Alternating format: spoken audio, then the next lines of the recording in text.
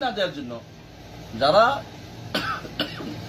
ইসলামের স্বীকৃত ইমাম তাদেরকে বিতর্কিত করে ফেলে।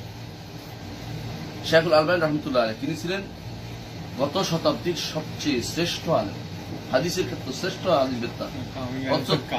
তারে বলতেছে কি গরিমিকা, তারে বলতেছে তো উস্তাদ নাই, তারে বলতেছে আরো কত কিছু। অথচ এইটাই আমি বলতেছি, এটাই হাদিসের শুদ্ধ শুদ্ধ ব্যাপার। একজন তো আশ্চর্য হয়েছি আমি, সে ইয়াতে পড়ছে, সৌদি আরবে জিদ্দাতে একটা ইউনিভার্সিটিতে পড়ছে। সে বলতেছে যে শেখুল আলবানী তো আমাদের ক্ষতি করছে। কি ক্ষতি করছে? হাদিস ধরে শুদ্ধ বলে দিছে। হাদিস উনি না বললো, আগে বলছে মানুষ, উনি স্পষ্ট করে দিচ্ছে, বতাইটাই আর কিছু বলে দিচ্ছে। ওনার দ্বারা যেই খেদমত হয়েছে এই তার কোনো কিছু আপনি কল্পনা করতে পারবেন না। সদস্য হয়নি। তাহলে আমাদের উম্মতের লোকগুলিকে চিনবেন যে কারা আসলে সঠিক পথে আছে, ওই পথে আপনি চলবেন, ওদের কথা অনুসরণ করবেন। সবকিছু সবার কথা যদি আপনি শুনতে যান, আপনি অবশ্যই ওই যে বলছে যে গাদার কাঁদে লওয়ার মতো অবস্থা হবে আপনাকে। কোনোদিন এই গাদার সঠিক পথে আপনি আসতে পারবেন না।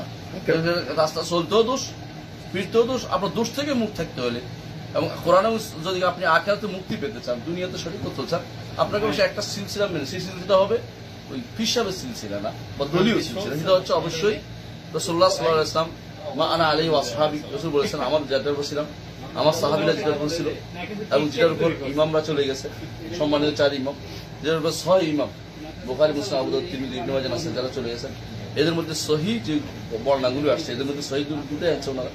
এগুলো যদি কোনো আপনি না নিতে পারেন, আপনি যদি সবগুলি নেন, আপনি কোনোদিন শুদ্ধ চলতে পারবেন না। আপনি ভুল হবেই হবে। দুনিয়ার বুকে দেখেন প্রত্যেকটা কাজে মানে কিন্তু শুদ্ধ নিতে চেষ্টা করেন। আমাদের এই জিনিসটা আমরা বলবো, যখনই যেখানে থাকেন না কেন, আপনার কাছে অনেক রকমের অনেক কিছু আসবে, আপনার বিভ্রান্ত মনে হবে। আপনার কাছে সহজ হয়ে যাবে ওই সময় যখন আপনি আল্লাহ তার রাসূল দিকে ফিরে যাবেন। বলে তারা তো কিছু বাদ দেখি কোরআন হাদিস দলিল দাও, সহিহ হাদিস দলিল দাও, দলিল দিতে পারবে আপনাকে। শেখুল ইসলাম ইবনে তাইমিয়া রাহমাতুল্লাহ একটা কথা সবসময় বলতেন, সেটা হচ্ছে যে বেদাতীরা কোনোদিন শুদ্ধ কোনো দলিল দিতে পারবে না।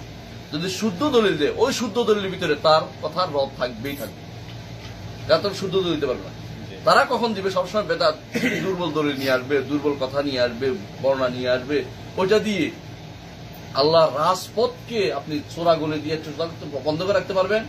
রাজপথ হচ্ছে এটা, হাদিহি সাবিলি আদউ ইলাল্লাহ আলা বাসীরা, যেটা আল্লাহ তাআলা বলে দিয়েছেন, রাসূলুল্লাহ সাল্লাল্লাহু আলাইহি ওয়াসাল্লাম বলতেন, কুল এটা আমার রাস্তা, কুল হাদিহি সাবিলি এটা আমার রাস্তা, আদউ ইলাল্লাহ যে পথে আমি আহ্বান করছি, আলা বাসীরাতিন আমি দেখে শুনে জেনে শুনে যাচ্ছি। এখানে চোরাগলির কোনো কাজ নেই। তাহলে আপনার আমার সবসময় মনে রাখতে হবে যে আমি চলার ক্ষেত্রে, বিশ্বাসের ক্ষেত্রে, উঠা বসার ক্ষেত্রে, আমার প্রত্যেকটি কাজে যেই কাজটি আমি করব, এই কাজটির মধ্যে আমার প্রথম কাজ হবে যে আমি অবশ্যই সালফে সালিহিন মানে সালফে সালিহিন বলতে বুঝাচ্ছি রাসূলুল্লাহ সাল্লাল্লাহু আলাইহি ওয়াসাল্লাম, সাহাবায়ে কেরাম, আইম্মাতুল মুত্তাকিন, এদের পথ, যে পথটা বিশুদ্ধ মানুষ দিয়ে চলে গেছে।